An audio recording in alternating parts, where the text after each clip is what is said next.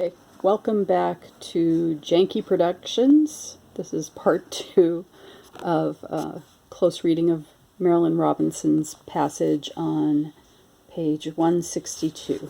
I've read it to you in part 1, and now in part 2 I'm going to look at some of the things that I might write about if I were doing this paper project. So I'm going to start with the first sentence. I toyed with the thought that we might capsize. Toying with something, it sounds really informal and playful, so it'll be interesting to see if that's the actual tone of the kind of thought that Ruthie's engaging in. So let's see what happens. It was the order of the world. She says that right here. She says again, it was the order of the world. So right there we have some repetition that is pretty decisive sounding, like she really knows what she's talking about, or she knows how things work. And so you have to wonder, how does she know those things? And the thing that she knows, it was the order of the world that water should pry through the seams of husks, which, pursed and tight as they might be, are only made for breaching. If you're looking at interesting sound here, we have some assonance in the U's in husks and pursed. It's not exact, but it's worth paying attention to.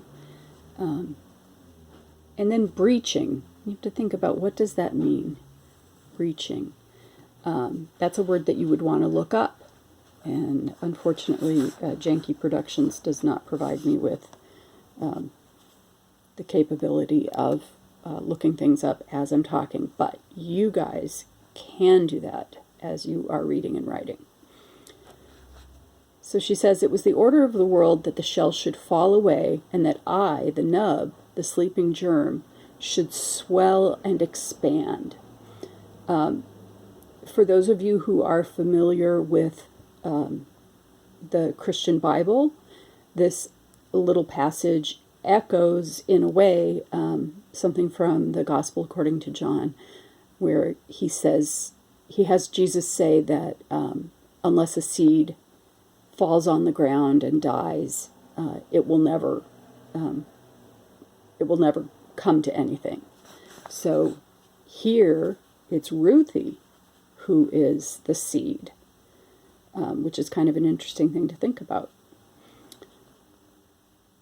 Then she moves to a really interesting way of beginning her sentences, where she's addressing us in a way.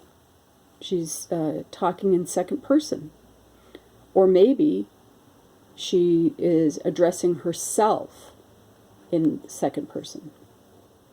Say that water lapped over the gunwales, and I swelled and swelled until I burst Sylvie's coat. Say that the water and I bore the rowboat down to the bottom, and I miraculously, monstrously drank water into all my pores until the last black cranny of my brain was a trickle, a spillet. Now, we could spend a lot of time on that sentence. She's got some interesting alliteration here, and even rhyme, miraculously, monstrously. She's also playing around with assonance. This whole line is pretty interesting. I miraculously, monstrously drank water into all my pores until the last black cranny of my brain was a trickle, a spillet. What is a spillet? Has a kind of automata poetic feeling to it, kind of like little drips of water. But that is definitely a word that you need to look up in the OED, if you're working on this passage. And given that it is in the nature of water to fill and force to repletion and bursting, My skull would bulge preposterously, and my back would hunch against the sky, and my vastness would press my cheek hard and immovably against my knee. So I've talked in other contexts and other classes about what I don't think I made this up, but the idea of additive rhetoric or additive logic, where a writer uses conjunctions in order to build an idea. So she goes back to one of the kinds of phrases that she uses at the beginning. Instead of "it was the order of the world," she now says, "It is in the nature of water to fill and force to repletion and bursting. My skull would bulge preposterously." This phrase, kind of in its clunkiness, it almost enacts the kind of bulging and deformation that she's talking about. She's got more assonance here with skull and bulge. "And my back would hunch against the sky, and my vastness would press my cheek hard and immovably against my knee." So, and,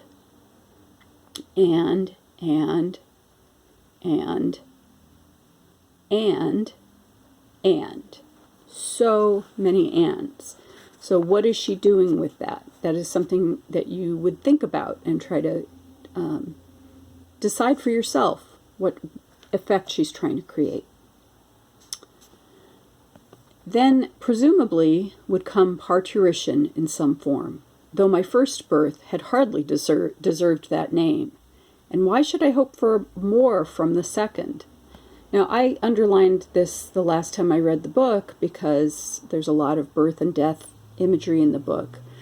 She uses a very Latinate word to talk about labor and delivery from a mother's body. And I don't really know why she says that her first birth had hardly deserved the name. So that would be something to think about and go back through earlier parts of the book to see if she explains why she has that attitude. This next part is really interesting and not just poetic but philosophical. So, the only true birth would be a final one, which would free us from watery darkness and the thought of watery darkness. But could such a birth be imagined? What is thought, after all? What is dreaming but swim and flow, and the images they seem to animate? So she's talking, it seems, about death. We know that in the mother's womb there is watery darkness, and the deaths that she knows about in her world are also deaths that involve watery darkness. But she says that the only true birth would be a final one that would free us from watery darkness and the thought of watery darkness. Why is it important to say the thought of watery darkness? Maybe death frees us from thought? Is that what she's talking about? But she goes from thought to the idea of what can be imagined. She says, what is thought, after all? What is dreaming but swim and flow, and the images they seem to animate? The images are the worst of it. I'm going to have to go back to that and try to figure out why she says that. But as this passage goes to the end of the part that I originally read to you, I think she's going to start moving from this kind of philosophical way of thinking to a very imaginative kind of thinking, and then maybe we'll see back to a philosophical approach. So I'm going to stop this and start again in a moment.